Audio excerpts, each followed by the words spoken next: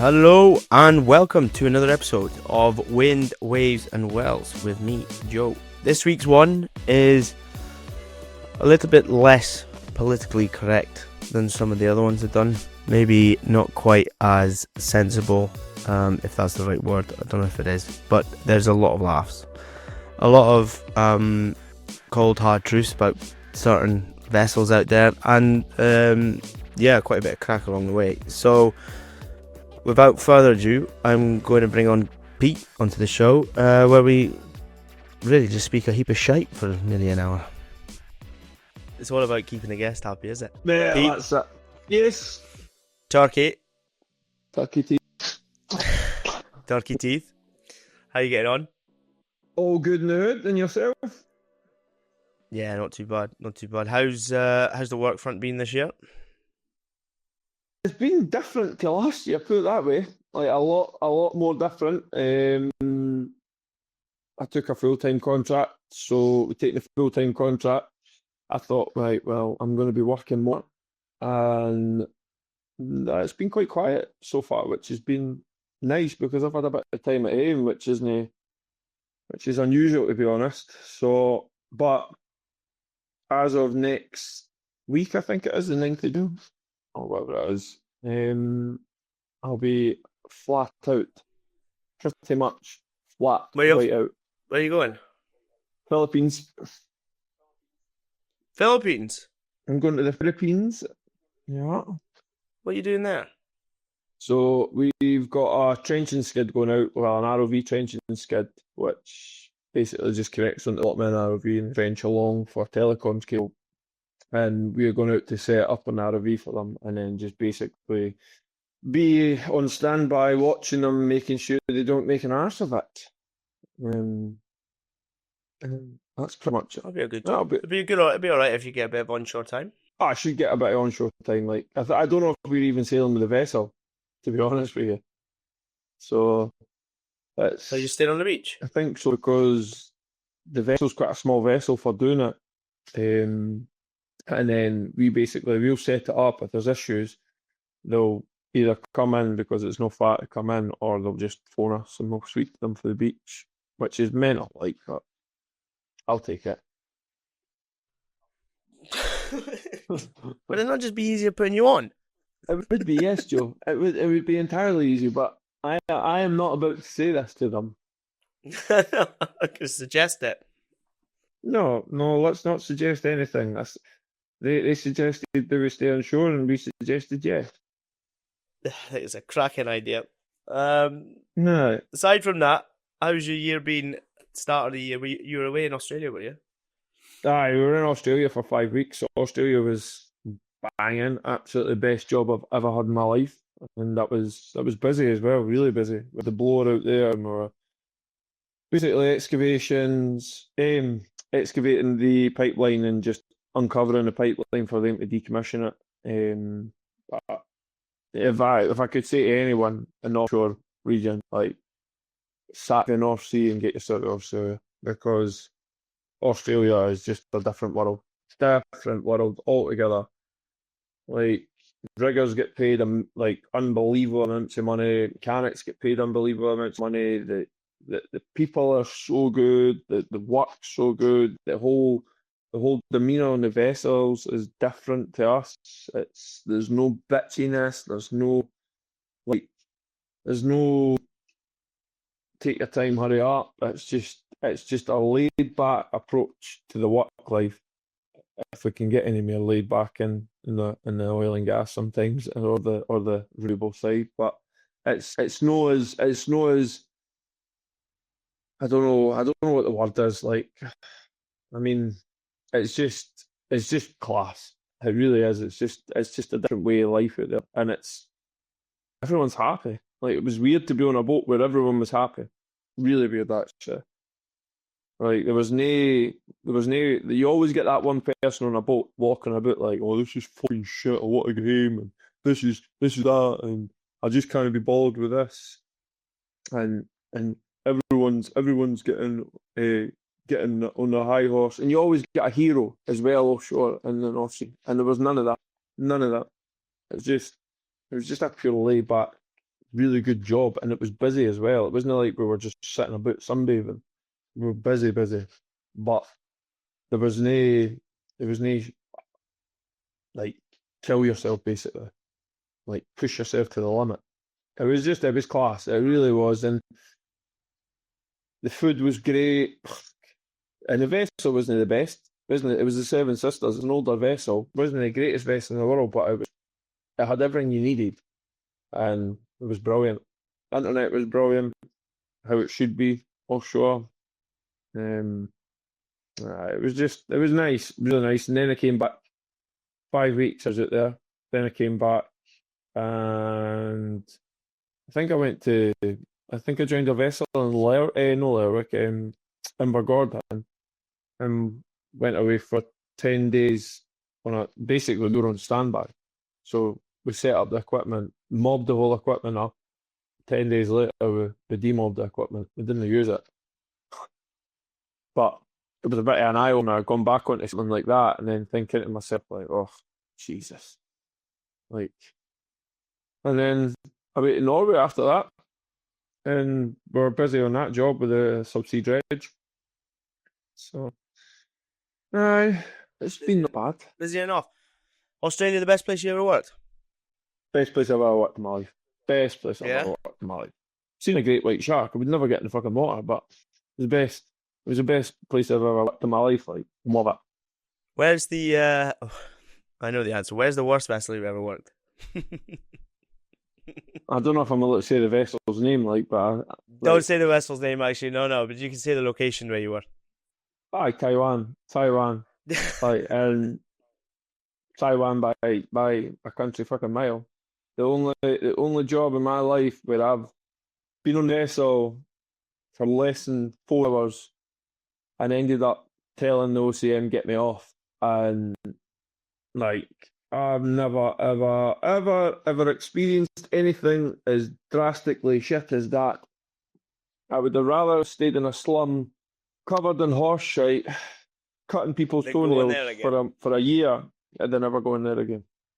I would honestly, I've never experienced something so disgusting, so unhumane in my life ever. It was just, it was run like a dictatorship. You had the top tier, which was like your OCM, your shift supervisor, and then you had the peasant quarter, like where we were, and like the put it this way, like all your officers and stuff like that, they made you aware that they were the officers. They were getting their dinners brought up to them in fucking silver plates wrapped in foil with like the lids over it and all that, and then we were getting given fucking cockroach infested food that was just like horrendous. They were getting their bottles of water delivered to the offices and all that. We were drinking out a yellow hose pipe.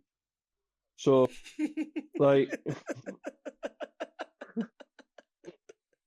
and I'm not even lying and exaggerating. I It was know. a yellow hose pipe. You I'm know laughing it. because I've been You know it. That yellow hose pipe, man. Big donkey slums. Oh my God. What an absolute nightmare.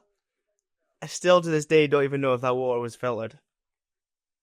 Because the ice Come on, that we put Joe. in it did not. Joe, was it? I don't know if it's filtered. That's you in denial. If fucking course it wasn't filtered. There was nothing filtered about it. If it was filtered through anything, it was through fucking our own feces. Like, that was it. Like, it was just, it was the worst thing I've ever, like, and then when I started on the pure rampage where I just, like, thought, fuck this, if they're not getting me off the boat, then I'm going to health and safety and all that. To which I opened up a can of worms and, like, oh, this is brilliant. Nah. Ended up finding out that the OCM wasn't the OCM, that the OCM was a client rep who was brought in to become an OCM, to act as an OCM. He had never ran a vessel in his life. He had never done anything like this in his life. And he thought the people bringing him food and him just dealing with that was his normal day to day. Like, that's how it should be all the time. He wasn't caring about the fact that people were coming into the galley in their overalls, people fucking washing their feet like everywhere, like in like wherever they could get a fucking bottle of water and a drain. People like just blood in the flare, no getting wiped up, then cockroaches in the cup, the toilets, the communal toilet. This was a great one. That the communal toilets flooded, and I mean flooded. Like there was shite always. Like it genuinely looked horrendous. I I sent pictures to my wife and she thought it was great to like turn them into a meme, and it was and ripped the piss out of me with it. But they were flooded with shit and piss all over the place. So I went up to OCM and I was like, listen, this is getting out of hand. Like the toilets are flooded and it's not getting cleaned up and all that. And he's like, oh, you shouldn't be in there.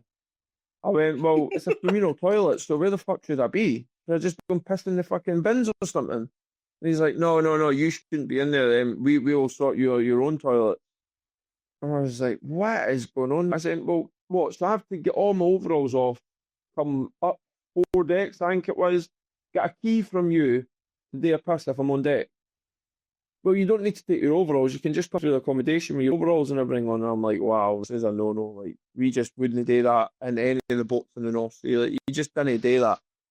And then I had enough of it, so I sent the pictures of my health and safety at my what do you call it, agency, and they thought they knew it was bad out there, but they never knew it was this bad. And when I started sending all the pictures, and Jesus Christ, it went pure viral in the business world, and they basically then went on to the vessel's health and safety or the company's health and safety, and there was massive wars, and then OCM's going about the boat saying I'm an arsehole and that I'm and like just slandering my name, and then I had a wee Mexican first officer saying that he was going to bat a fuck at me to all the wee Indian guys, and they then came and told me. So I had enough. I think I was 3 days in at this point and at breaking strain, and I think I remember texting you actually and telling you I was like, I'm going to fucking kill folk here. Like I was just raging, fuming.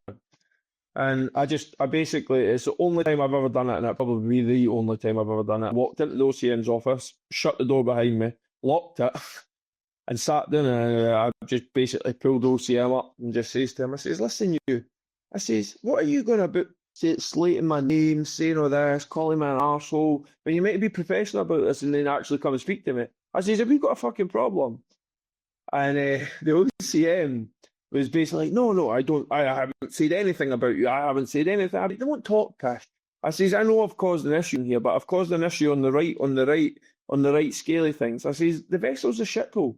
I says, it's ran like a bag of shit. And it's inhumane. I says, if we had known it was like this, I would never have came out. I says, and I'm not trying to be a problem here, and you probably think I am. But at the end of the day, I'm not going to stay on a place that's just complete shit. And I says, if you keep slandering my name, I says, me and you got to have a fucking issue. And I just got up and walked out. And then I'd done the same with the Mexican officer, but I was a bit more, I can't really say what was said in that one, but that was a bit more fiery, a bit more colourful. It was a bit more fiery. Put it this way, it was well dealt with. And then the OCM had came down, he had apologised to me and all that and just whatever, but like I just says to him, I says, listen, I don't want to be here and you don't want me here, so the best thing you can do is get me off this boat as soon as possible. So it took them 6 days to get me off the boat. 6 days to get off. And then when I thought it was over, it wasn't over. And done a full night shift. The tugboat came in because they didn't even have a crew transfer vessel, a fucking tugboat. And then Billy pewed at 5 a.m. onto the vessel. Sorry, 5 at night. Sorry, so I didn't even get into my room to have a sleep because that's another thing. The rooms were shared cabins. I had fucking 3 other Indians in there at one time. They were hot bunking. Never seen that for years.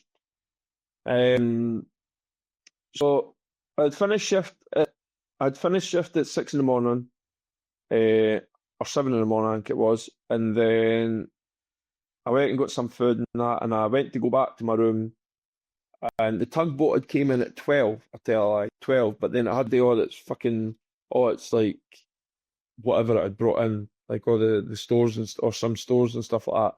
But it took them like 5 hours to do this. So I've been up all day at this point, broken. Got to 5 o'clock, right? You now need to go. So I went downstairs with the case and all that. Fucking went to jump. Oh no, you have to wait another hour, right? In the fucking sun. Then it eventually got me onto the boat, and then they started sailing. I thought, right, good. It's only a couple of hours in. Well, I was very wrong. Very, very wrong indeed. 12 and a half hours later, at 1 knot sail, with no water, no food, nothing at all. Those tugboats were shite. They were. Aye. Like they didn't even give us a bottle of water. I bet, and then there was the no cheeky water, rat, nothing. Yeah. Nah, the cheeky fucks. I got into the port at 8 in the morning, and they went, "Oh, do you want a bottle of water?" And I just looked at them. I went, "You arsehole," and I just walked off the boat. Then I had to go to then. So at this point, I'd been up for well over 30 hours or something like that, and I went to immigration. And I thought, right, the immigration and then the fuckers started, and then they had something on that was just like they wanted to check every single bag. So we sat there outside with the bags fully open, all the clay's gone always. They eventually finished that. And then I thought, right, I'm in the home clear, let's go. By this point, I hadn't had flights yet, but there was a flight gone. I knew it at like 5 o'clock. But then Dubai decided to have a flood, but she's never had a fucking flood in its life. So then I ended up getting the flight at 11 o'clock at night. So I've been up well over 40 hours by this point. Like, I'm walking about. They were like, "Oh, just go to Taiwan, central. Go to the center of Taiwan and just have a walk Taipei. about." Yeah. Taipei, that was it. So I dumped the bags at the airport and I thought, "Ah, right, I'll just go for a walk about." I fell asleep in the park and I looked like an absolute homeless man. Like I genuinely was sat on a bench in Taipei thinking, how has my life got to this point? And then, so 3 days it took me to get home. I had a 6-day horror show, and I never ever want to go back to Taiwan in my life. Not a chance. In fairness, there is, like, I like Taiwan, but that vessel was horrendous. I mean, I remember when I was on it, like the food's like terrible, and we were finding ourselves going around trying to steal Snickers from some of like the clients' offices and stuff, just because we were fucking starving. So we were going into like the fridges and stuff. We were on night shift, so we were going into like the fridges in some of the offices and stuff where they were all getting, because they were obviously all getting the Snickers and the decent stuff, and nabbing all that nabbing that stuff and decent coffee and all that, just to kind of keep going. It's a poor vessel. It was like I mean, like your what was I going to say there? Right, you were saying like the what's the name of them again? The Indian, like the breakfasts, right, and the dinners and the lunches, they're all the same, right? I've never had dal until I went on there, and I've never touched dal since I've been on there. And I like dal the first few days I could deal with dal. Dal's all right. yeah. Right, but Dal can go and eat shit now because Dal's a cunt. And I'm sorry for my language, but it is. 7 or 6 days of Dal. Like even the locals were hating Dal. Right, we were all down on the Dal. Like that was it. We were down on the Dal. And I'm not dealing with it anymore. Like, oh, it was like it started to the point where I was like, right, I need to get something different here. So I was taking chapatis and I was putting jam on chapatis. I've never jammed a chapati in my life.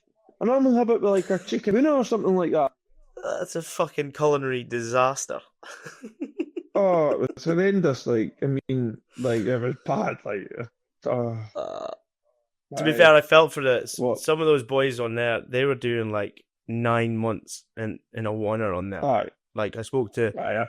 one of the guys. He was basically like the job is basically when the ship goes out, they go on the ship, and then when the ship's finished, like whatever that project that year or that amount of work that year, they just come back off. Yeah, it's bad. Like such a bad way. I sorted the boys out before I left. I just gave them everything I had.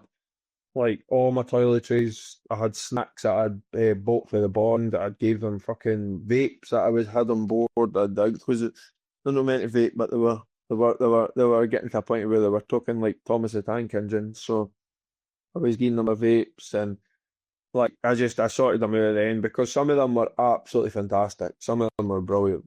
So that it's a shame. Like it's just we didn't go to work to do shit like that. We didn't go to No, work I know. to be. And it's modern day slave. It's what it is. Like it's horrible. No, Uh, I'm with you on that. Especially that we did they ever show you the wee COVID room down in the slums, like down in the bottom?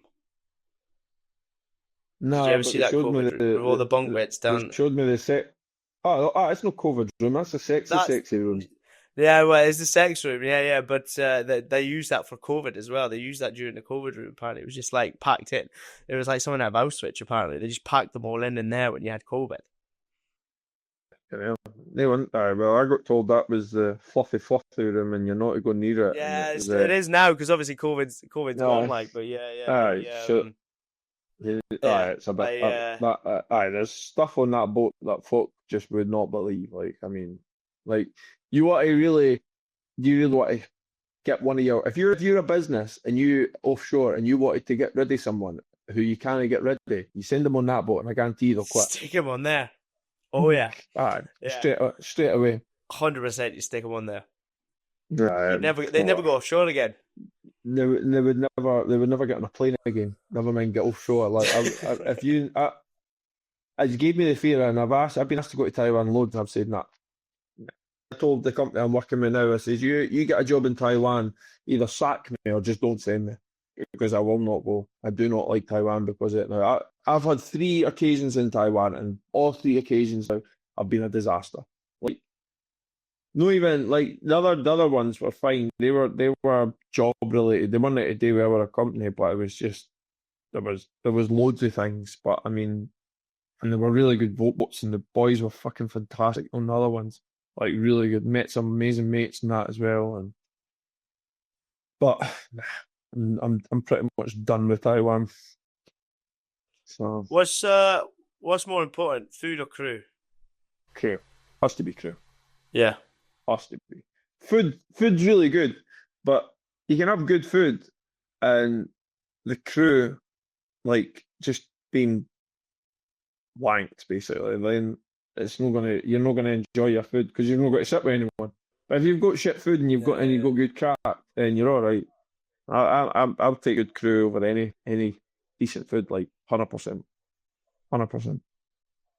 Yeah, I'm with you. Yeah, I think that's I was discussing this with someone the last time. Like the rest I'm on now, I'm fucking spoiled. Like everything I know from spoiled, so I'm just fucking taking it in my stride. But I've got a decent crew, decent, unbelievable food, unbelievable vessel.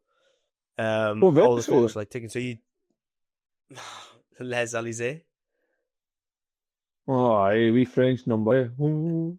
No, it's better. It's they're not. It's not French, but it's called after. I'm not sure what it's called after. There's like these winds or something in the Caribbean. Anyway, but it's unbelievable. Like absolutely unbelievable. Like there's a 5-a-side football field on it. How fucking 5-a-side big is football this? pitch. It's fucking huge, man. Massive. Aye. Yeah, honestly, massive. Absolutely, it's got like we'll put it this way: we're going out with 5 monopiles, all the lifting stuff on the back deck, all the tools and stuff are on there, and then obviously I think it's 100. It's got the POB of 150. Wow, it's big. Oh mate, it's massive. Big fucking gripper in the middle of it. 5,000-ton crane. Oh man, it's massive. Honestly, it's a real, but it's a like they're trying to look after it because you see the ABs out there painting it and whatnot. But what a vessel! The food, mate, I'd pay for the fucking food. If they turn around and said, "Joe, by the way, we're deducting £5 a day off your wages," because the food bit, I'd be like, mate, I'll give you fucking 6 or 7, mate. The food's unbelievable. Like, it's just unbelievable. Like, thankfully, it's good graft. So, like, I was kept busy and stuff like that. But I'm not really been hitting the gym this trip. And, but mate, like, it's like one of them where you kind of look at you go past the buffet, like, you get your first plate, you're like, I don't know what I'm saying. Down, I might as well go at the second plate too, because I'm definitely going back for more. Aye. Fucking hell. But mate, and it counts so. Exactly. I take it in my stride. Like I've spoken to a couple of people about it. Like I know, like I think I've been offshore long enough to know when you've got it good, and at the moment I've got it good. So I'm just kind of, the trip went incredibly fast. Like I did a 4-week trip last trip, and like it went quick because we're working. The guys I'm working with are brilliant. Can't like at the moment I've got it good. So I'm just kind of taking it in my stride, just because like when you're on the jobs, you're like, fucking. I'm out here for a 5-week and you've already started counting at day one. Aye. Whereas this, it's like you go out and you kind of switch off and you like I'm straight into it. Like I'm just like, yeah, this is decent. Like I know I've got good guys I'm about. That's what you want. Good. Oh man, that's what you want. So I'm totally. I'm not taking it for granted. Put it that way. No, that's the best way to be. Lucky bastard. Where I know. I am lucky. I even said to my missus when I came back, I went, at least, mate, I have landed well here. I have. So I'm just going to take it in my stride. I'm not going to brag. I'm not going to take the piss out of it or anything like that because I know I've got it good. So there's no point in being a dick about it. No. Does Offshore, does it attract a certain type of character? Aye. Very much so. Like you need to be very, very much so. You can't be quiet offshore. If you're quiet offshore, you're just like offshore. Everyone thinks it's like a professional. Like you need to go to uni, you need to do this, you need to do that. There is certain jobs offshore that you need to have that, but the jobs that we do, where we're on deck and we're basically grease monkeys. That's like we are getting covered in shit. We're the ones doing the fucking graft. The riggers are doing the hard lifting and all that as well. It's like they're the men's. It's not fair to say men's men, but like they are. Like if you look at a building site back home and you see the type of genre of guys that are in there, and girls as well, because offshore's now getting loads of females now, and they're adapting very well to it. Which, and I think, to be honest with you, is really good because it changes the whole demeanour on the vessels now as well. So much better. But you need to be quite hard minded. I think that's the word to say. Like hard minded and ready to have the piss ripped at you, but ready to fucking give it back just as quick. Because if you can't take it, then it's going to be hard for the first couple of first while, but you do get used to it. It is hard, but there is a lot of good guys offshore though.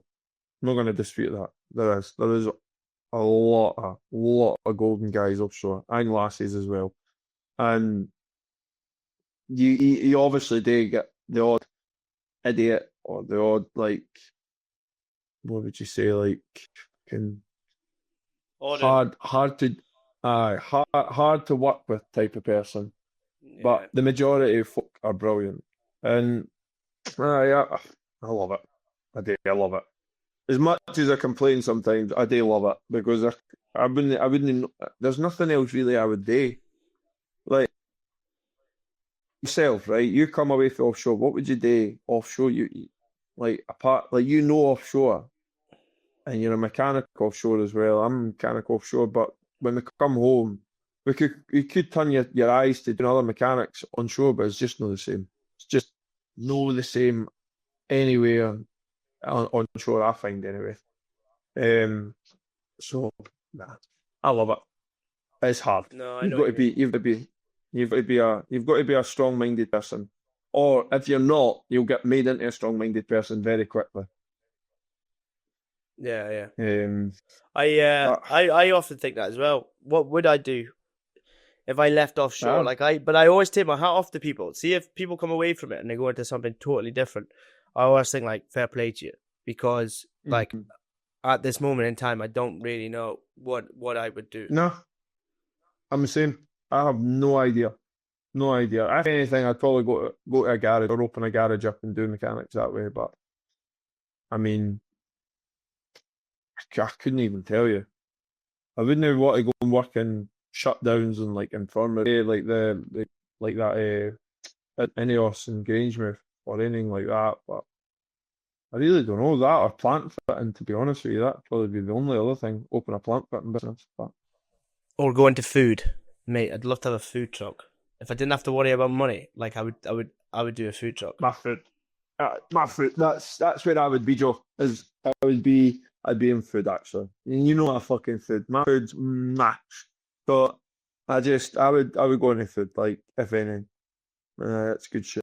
But then you turn a hobby into a job, and then it's a Well, that's the whole problem, different isn't ballgame there. it? I know. So Have you ever blagged your way through a job? bag my first. Sorry, have you ever stopped blagging your way through jobs? Well, I've blagged my first year, maybe 2 years. I blagged my first 2 years. Like, I'm not gonna lie. And if No. anyone says any different to you, they're talking utter shite. No, I know. Every single person, unless they've went through some fucking like the full time with an offshore company in the yard, if they've came offshore, they've either had someone doctor their CV, they've either doctored it themselves, they've either got on a job and thought, yeah, I can do this if I just keep fucking blagging my way through it, or they've just been lucky. And listen, take my hat off to the boys. We've all done it. I've had some fucking lads that have came off and be like, listen, I said that I've done this. Are you able to show me? And I'm like, no, that is. See if you do that and you blag your way to the agencies, you blag your way to the companies, and then you come off and you say to the boys, listen, I had to do this to get to where I am now. Can you please help me? The guys will treat you a lot different than if you were to come onto a boat and be like, right, we're doing this, we're doing that, we're doing that, and then you're like, what is this guy talking about? Is he fucking mad with it? So, like, I much prefer someone like that. Just be honest with the boys, because the boys will know. The boys are all like, they're better than any vetting scheme. Like the guys will tell they will know straight away if you blagged it or if you're like a genuine one. And there's very few genuine ones now. I think you need an ounce of that as well, though. Like, so, for example, like I've done a few different things within both oil and gas and renewables, but I think there is an ounce of that to adapt, so to speak. So say you went out. So for example, like when I was in oil and gas, I don't know, the last thing I did was like coil tube and well services, right? So there's obviously hydraulics and whatnot in it. And then when I went into renewables, I can't remember what I started doing.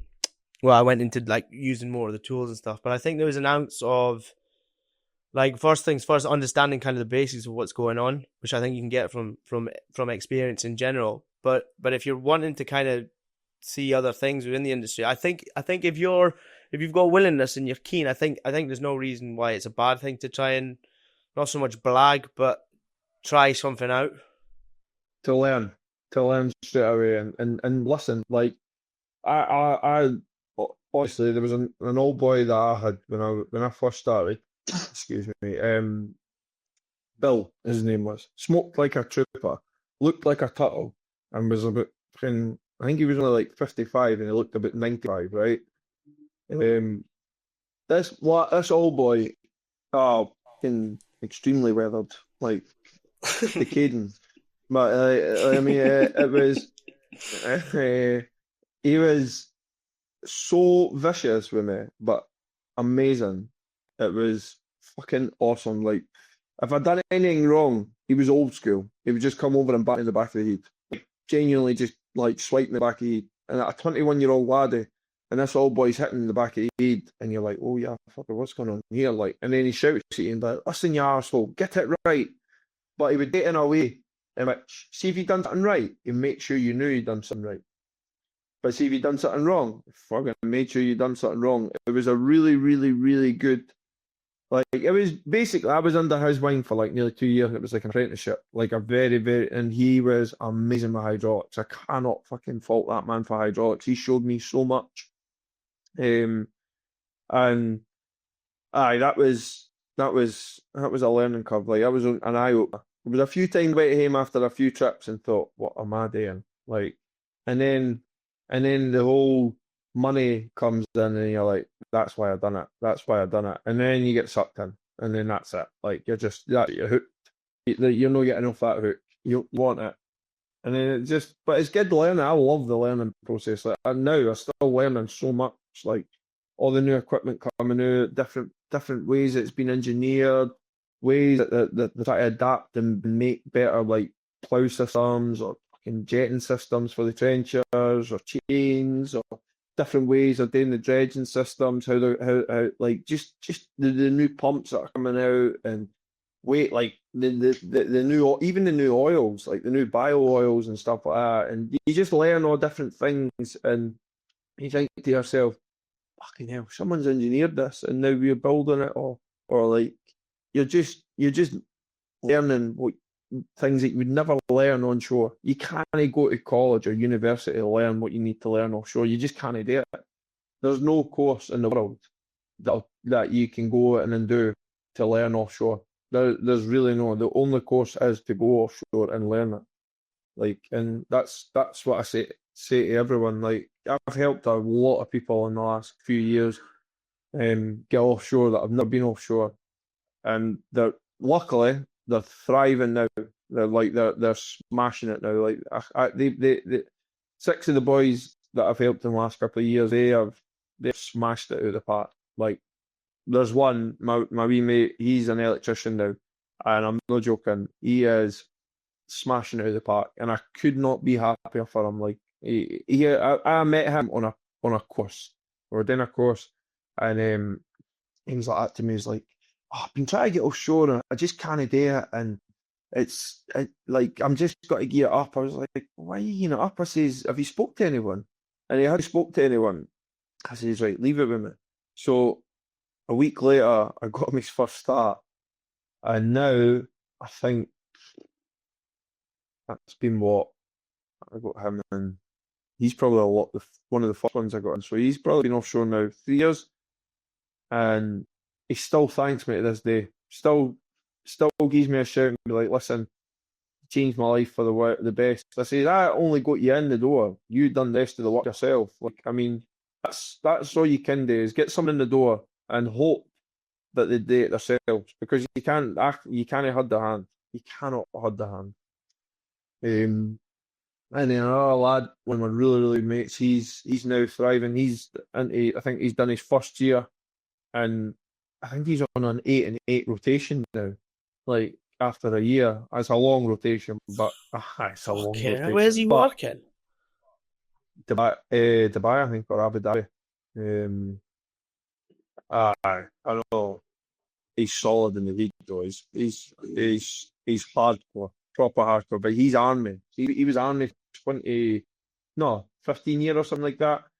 And I just like, the good thing about him is I didn't tell him the bads, because I wanted him to learn the bads himself.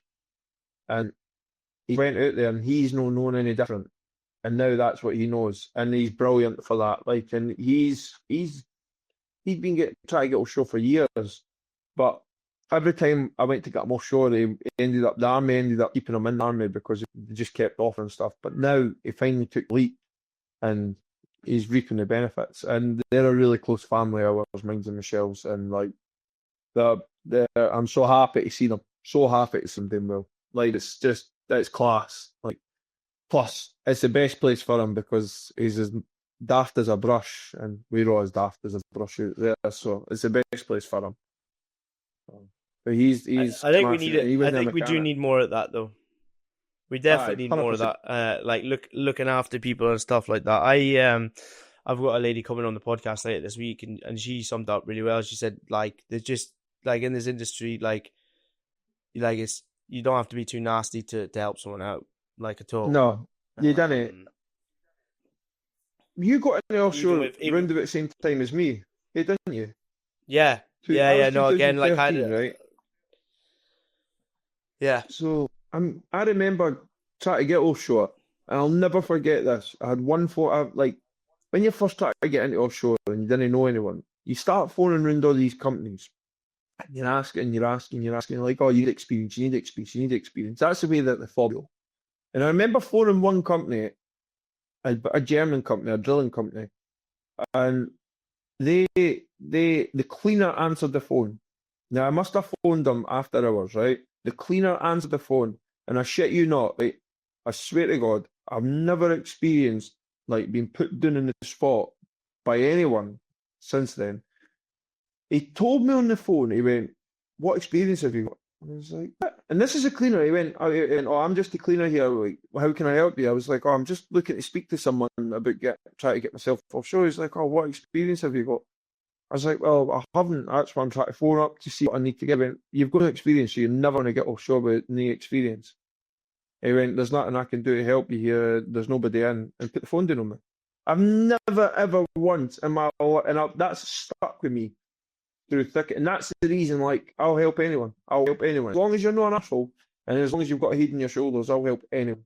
Like, because it's that one person could have just fucked me for life. Like, I might have just said, oh, well, I'm not doing it then. That's it. I've been told I'm not doing it.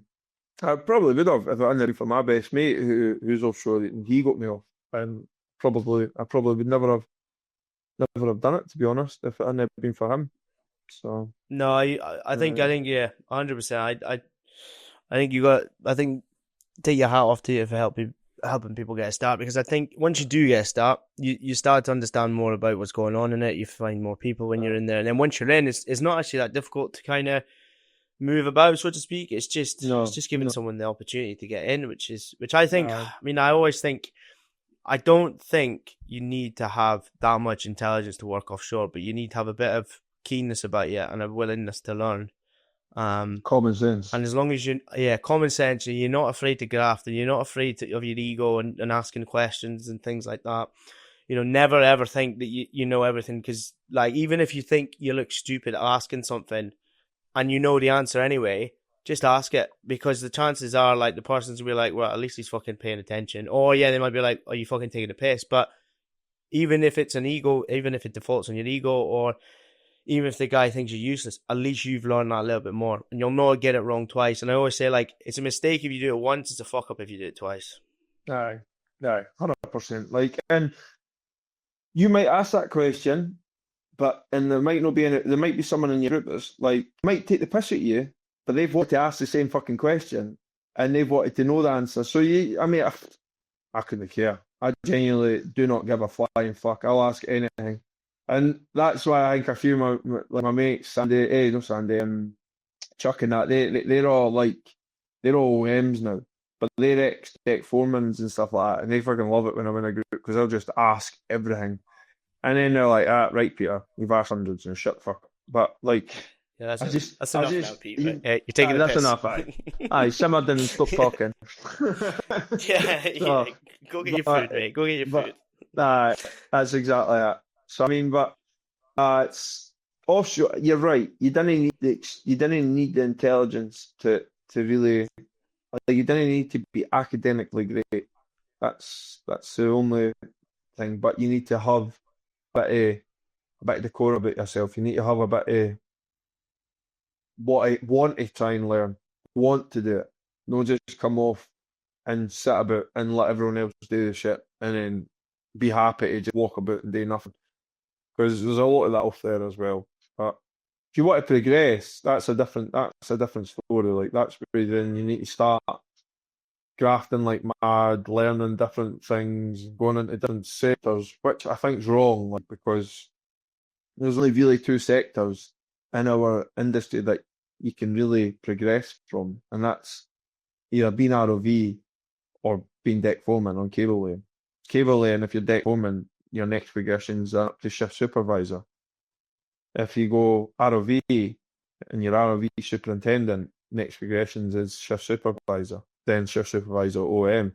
You can't do that if you're in like cable laying. You can't, like if you're a cable operator or if you're a deck mechanic or anything like that, you can't do that because you're not really dealing with That's why I like to do trenching, because you can do it for the trenching side of things as well. It's a little bit harder, but you can do it because you can go trenching, you can go supervisor, trenching supervisor, and then from trenching supervisor you go up to shifted. But it depends on what you're doing.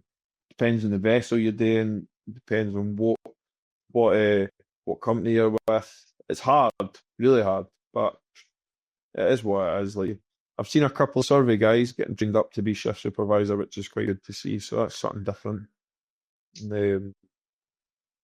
But that's the only thing that's hard, is trying to go. If you want to progress in what we do, then you've got to like really, like, when we get to supervisor level or like lead tech or whatever, like, then the only real option you've got is to try and go into ROV, and then you start at the bottom again.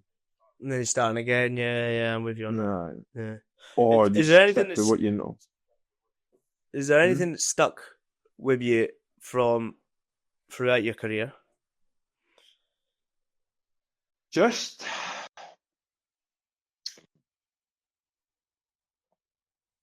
loads of things, like fucking when you're joining a vessel's the worst if you're on night shift, because you've been up all day and then you've got to do a 12-hour shift. So, Yeah, like, yeah. that is disgusting. That. But nah, I mean, do you know what the best thing about offshore's taught me is, like, enjoy your time at home. That's the biggest thing. Like, because some vessels you go in and you hate it for 4 weeks or 5 weeks, which folk are like, you're only away for 4 or 5 weeks. I say, that's fuck all. Like, I could deal with it. But when you go into there, time slows down. Like, time slows down when you're on a boat. It does. It depending on what boat you're on. Depending on what boat you're on. But most of the time slows down. You got a lot of time to sit and reflect, and fucking you get left with your own thoughts, which is dangerous for anyone. So when you get home, you need to enjoy it, and especially if you've got a family, you got to enjoy yourself. So it's one thing I would say is, like, go off and earn the money, but never chase the money, because if you chase the money, it's fucking, you're never going to have a life. So we've all been good. Wise words. I say I have a bit of wiseness in me sometimes. Well, yeah, 95%. Nah, 95% bullshit, 95% 5% bollocks, wiseness. 5% wise. That's all right. I'll give you that. That's Wisdom. Wisdom, Same wisdom. I asked the same question to everyone that comes on, but if you had your time again and you knew what you did now, would you have still gone down the same path? Nah. Not at First all. first one to say nah. Not First at one all. to say no.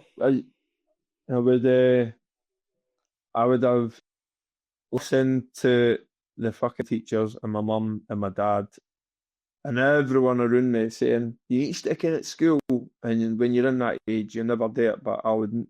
If I had the chance again, I would go and just be what, like, do you know, the only reason I say that is because I've seen what else is out there to be making money and to have a life. Like, I would have stuck in me at school, learnt a bit more, and actually learnt a bit more about businesses. That's what I wish I had done, is learnt more about opening businesses than learn the shit that I did learn. And if I had the chance again, I would go back and I would tell myself, you need to learn a lot, like, you need to learn about money and business and how it works and how it operates, and then start my own businesses at a younger age. I would have done something like that, because as much as offshore's nice to travel the world and all that, you travel the world and you see the world, you see the country you're in for 10 minutes. Whereas if you have your own business, and it's hard work, it's no easy opening businesses and stuff like that, but when you travel the world, you would be traveling the world either doing something you love, or you'd be going on a holiday. Like, I tell my sons now, I tell them, and I say, you need to really stick in at school. Oh, why? We want to do what you do. I says, you don't want to do what I do. You want to do what you want to do. You need to learn this. And I tell them, things cost a lot of money. Like, my sons are, like, folk think I'm an idiot, but if they want something, right? So let's say they wanted I think he wanted something V-Bucks, right? V-Bucks for his fortnight. Fortnite. This was the last time I was him, and he's like, I want the V-Bucks. Can I get them? I was like, well, what are you going to do for me? And he's like, what? I was like, well, you didn't get things for free in this Life Hunter. I says, so you're not getting them for free. So I made him wash the whole. I was painting the van, and the camper van, and the whole bottom skirt needed to be cleaned, like properly clean for me to paint it. So I says, right, I want you to clean that. And he went and cleaned it. 20 minutes later, I'm finished. And I looked and I went, it's still not clean. So I made him go back around it again. And he fucking got it proper bang on clean. And then he sat for like maybe an hour. And he started like, I was like, you finished it? He's like, no, I'm just getting all the insides. So like the holes in which, like there was wee holes. And he was getting like his wee towel and he was going in with like he was like, Dad, have you got a screwdriver? I was like, what do you want a screwdriver for?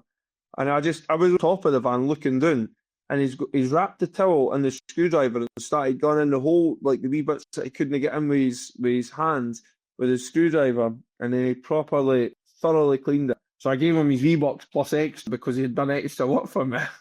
And then he's just like things like that, like just teach them that like they can make money if they work hard. And I just wish I had stuck in a bit more, and I wouldn't have been in the situation I'm in. For instance, everyone thinks it's glamorous. I've taken this tax holiday. I'm sat in Turkey right now, but I'm sat in Turkey myself, and I'm bored at my fucking tree. The only things I can do are either go fishing. Not go fishing. Either go to the pub or like walk about myself like a spare prick at a wedding.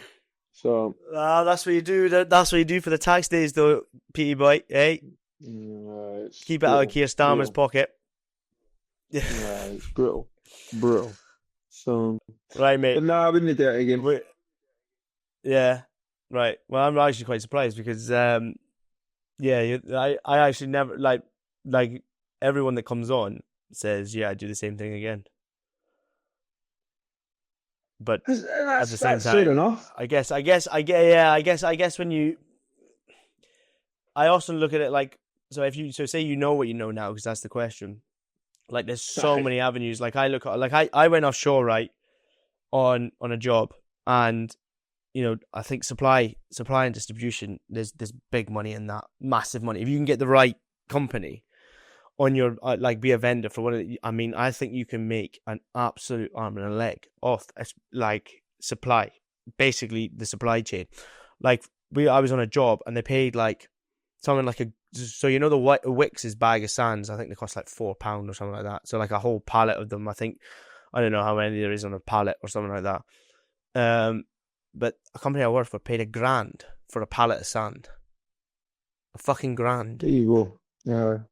There you go. Just things like that, like anything with offshore. I remember working on the rigs in the North Sea, and like some of the food, like for a tub of peanut butter or Nutella, and this was back a good few years ago. Like I think it was like they say in the shops, it was like $2.50. Offshore they were getting charged $5.50. So everything just got like the price just gets smashed to pieces, like because they know it's going offshore. So I can understand from that point. Like I think if I knew what I did now, I'd probably still go offshore. Like, but I think if I didn't want to still go offshore, I'd definitely go out on supply. Like, definitely find something, get $1,000 on it, and sell it to someone. I mean, see if you look at it, right? The only reason anyone goes offshore is because everyone hears the rumours of the money that's made. But let's turn it round, right? And say you're a 16-year-old or 17-year-old Joe, and someone turned it round to you and went, oh, you should get yourself into supply. You should see the amount of money that's made in that. Like, it's fucking, like, you can just send stuff to people and they make all that money. That's the exact same conversation, but in a different job, in which you would be like, right, I want to work in supply. Oh, I want to work in supply. But the reason that everyone wants to work in offshore is they hear that you automatically assume, or you have it drilled into you, because that if you work offshore, you're mega rich. That is literally how it's always been portrayed. Oil and gas. There was none of these other companies that back in the day that says, oh, if you get into fucking having your own window cleaning business, you'll make some decent coin for that. You'll make some decent coin. It was never that but you did. And there's all these other businesses that could have been like voiced, I suppose, by people when you were younger that make amazing money. That might have changed a lot of people's views. But the fact that offshore was so popular back then, when it was the oil and gas boom, it was on the news, everything like that, and everyone said like, oh, if you work offshore, you make this and make that. But if anyone ever told you that you like some of the horror stories, then would you have still done it? I don't Yeah, know. that's a good point. I just think That's a good there's point. a lot of like, is it propaganda is a word like towards it or back in the day, which made a lot of people want to get into it. I mean, it's ifs and whats and buts. Like that is what it is, and we're all here now, and I'm fucking so grateful where I managed to get to in life here, and No. so grateful for my job. But I think if I had the chance to do it again, I think I would go down a different path. Like, Yeah. No. What it is. no, Thanks so much for coming on, Pete. I hope you enjoyed it, and if you got nothing from it, factual or educationally, I hope you had a bit of a laugh. There was quite a lot of shite talking, but sometimes you've got to lift the lid on the realities offshore. Anyhow, I hope you have enjoyed it, and I hope you have taken a bit of crack out of the day. And if you are enjoying these episodes, please do let me know. Reach out if you fancy coming on the show. If you like it, like it. If you want to subscribe to it, do that too. Follow, share, all that good stuff. It really helps me. It really helps me get a bit of reach out there and bring on other people to the show. Until then, enjoy yourself, take care, and we'll go again.